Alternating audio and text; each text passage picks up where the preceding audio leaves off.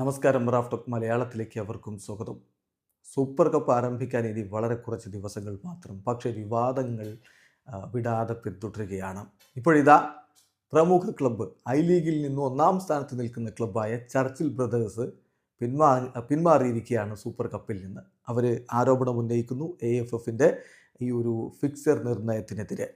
Inter കാശിയെ സഹായിക്കാനാണോ ഈ കാര്യങ്ങളൊക്കെ നടക്കുന്നത് എന്നുള്ള ഒരു സംശയം മറുഭാഗത്തുണ്ട്. റഫറിങ് തീരുമാനങ്ങളും ഒക്കെ ബന്ധപ്പെട്ടുകൊണ്ട് അവർ മറ്റൊരു ലെറ്റർ AFFന് അയച്ചിട്ടുമുണ്ട്. അത് അവർ മാത്രമല്ല, ഐ ലീഗിലെ മറ്റ് 6 ക്ലബ്ബുകൾ, അവരടക്കം 6 ക്ലബ്ബുകൾ ചേർന്നുകൊണ്ടാണ് കത്തയക്കുന്നത്.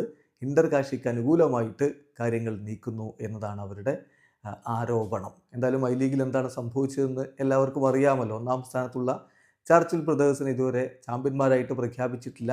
ഇന്റർ കാശിയുടെ ഒരു പെറ്റീഷൻ അവിടെ കിടക്കുന്നുണ്ട്.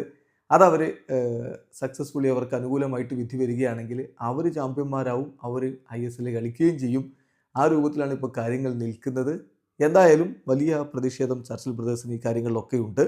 അതുമാത്രമല്ല, ഈ ഡ്രോയുമായി ബന്ധപ്പെട്ടാണ് ഇപ്പോൾ അവർ ഇതിൽ നിന്ന് പിന്മാറിയിരിക്കുന്നത്, സൂപ്പർ കപ്പിൽ നിന്ന് പിന്മാറിയിരിക്കുന്നത്. നമുക്കറിയാവുന്ന പോലെ 13 ക്ലബ്ബുകൾ ISLൽ നിന്നും 3 ക്ലബ്ബുകൾ ഐ ലീഗിൽ നിന്നും എന്ന രൂപത്തിലാണ് ഇപ്പോൾ സൂപ്പർ കപ്പിൻ്റെ കാര്യങ്ങൾ കൊണ്ടുപോയിരുന്നത്. അപ്പോൾ ഡ്രോ അനുസരിച്ച് ചർച്ചിൽ ബ്രദേഴ്സ് ISLലെ ഷീൽഡ് ആൻഡ് ട്രോഫി വിന്നേഴ്സ് ആയിട്ടുള്ള മോഹൻ ബഗാൻ സൂപ്പർ ജയൻസിനെതിരെ ഏപ്രിൽ 20 കളിക്കണം. എന്നാൽ ഈ ഒരു ഫിക്സർ അനുസരിച്ച് യഥാർത്ഥത്തിൽ ആദ്യ 13 സ്ഥാനം സീഡിങ്ങിൽ ISL ടീമുകൾക്ക് ലഭിച്ചാൽ 14ാമത്തെ സ്ഥാനം ലഭിക്കേണ്ടത് ഐ ലീഗ് ഒന്നാം സ്ഥാനത്തുള്ളവരാണ്. അപ്പോൾ അവർക്ക് അത് കൊടുക്കുകയാണെങ്കിൽ നിലവിലത് ചർച്ചിൽ ബ്രദേഴ്സാണ്. ചർച്ചിൽ ബ്രദേഴ്സിന് അത് കൊടുക്കാതെ ആ 14ാമത്തെ സീഡിങ് കൊടുക്കുന്നത് ഇന്റർ കാശിക്കാണ് എന്നുള്ളതാണ് ഇവിടെ പ്രധാനപ്പെട്ട പ്രശ്നമായിരിക്കുന്നത്. അത് എന്തിൻ്റെ അടിസ്ഥാനത്തിലാണ് എന്നുള്ളത് AFF വ്യക്തമാക്കുന്നുമില്ല. അപ്പോൾ അതുകൊണ്ട് തന്നെ ഇതിൽ പക്ഷപാതിത്വമുണ്ട് എന്ന തരത്തിലാണ് ഇപ്പോൾ ചർച്ചിൽ ബ്രദേഴ്സ് നിലപാടെടുത്തിരിക്കുന്നത്. അപ്പോൾ അവർ കൃത്യമായിട്ട് ഇക്കാര്യം അറിയിക്കുന്നുണ്ട്. അതിലവർ പറഞ്ഞിങ്ങനെയാണ്: the draw of lots adopted by the AFF lacks transparent legitimacy. അതാണ്, അതിലൊരു ട്രാൻസ്പെറൻസി വളരെ കുറവാണ്. ഫാക്റ്റ് എന്താണെന്ന് വെച്ചാൽ പല ടീമുകൾക്കും പല മെത്തേഡുകളാണ് ഇവിടെ അവരുടെ സീഡുകൾ ഉപയോഗപ്പെടുത്താൻ വേണ്ടി ഉപയോഗപ്പെടുത്തുന്നത്. ഇത് പേറ്റൻലി അൺഫെയർ ആണ് എന്നാണ് ഇപ്പോൾ ചർച്ചിൽ ബ്രദേഴ്സിൻ്റെ ഒരു വാദം വരുന്നത്. ഇതിൽ കൂടുതൽ വിശദീകരണങ്ങൾ അവർ കൊടുക്കുന്നുണ്ട്. ആസ് തിങ്സ് സ്റ്റാൻഡ് സംഭവിക്കേണ്ടത് എന്താണെന്ന് വെച്ചാൽ 2024-25 സീസണിൽ ഒന്നാമതെത്തി നിൽക്കുന്ന ടീമിനാണ് സൂപ്പർ കപ്പ് സീഡിങ്ങിൽ 14ാം സ്ഥാനം ഐ ലീഗിൽ നിന്ന് കൊടുക്കേണ്ടത്.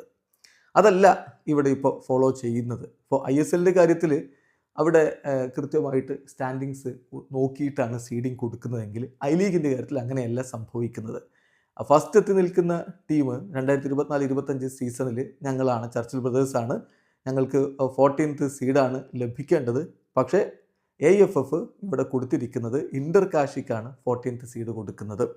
Inter Kashi have as a result treated their 14th place seed as the AFF giving legitimacy to patently false claim that they are the winners of the I league 24-25. അതുകൂടി ഇപ്പോൾ ഉയർത്തി കാണിക്കുന്നുണ്ട്. ഇപ്പോൾ Inter കാശിയെ 14ാമത് എന്ന് പറയുമ്പോൾ അവിടെ ഒരു തർക്കം നിൽക്കുകയാണല്ലോ.